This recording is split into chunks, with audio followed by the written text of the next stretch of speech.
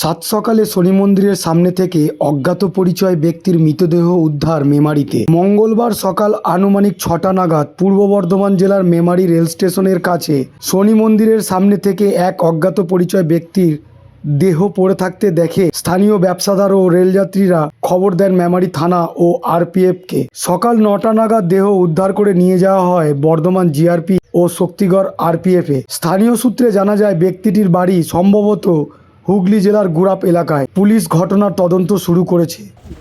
দাদা আপনার নাম? আমার নাম সঞ্জয় অধিকারী।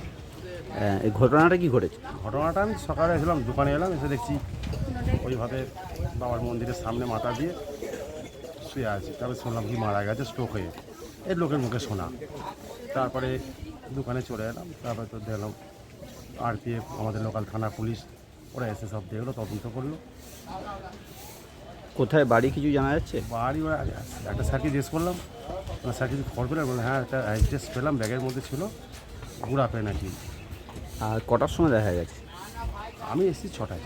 তখনই দেখছেন? হ্যাঁ, তখন থেকে দেখছি। স্থানীয় হয়েছে বলতে পারবো না। স্থানীয় কেউ নয় না? না না, স্থানীয় আমাদের এখানে কেউ না, তাহলে চিনতে পারতো মানুষ। আপনার নাম ও পরিচয়? আমার নাম সঞ্জয় অধিকারী, স্টেশন বাজার, ব্যাখ্যা ফুড কোম্পানি।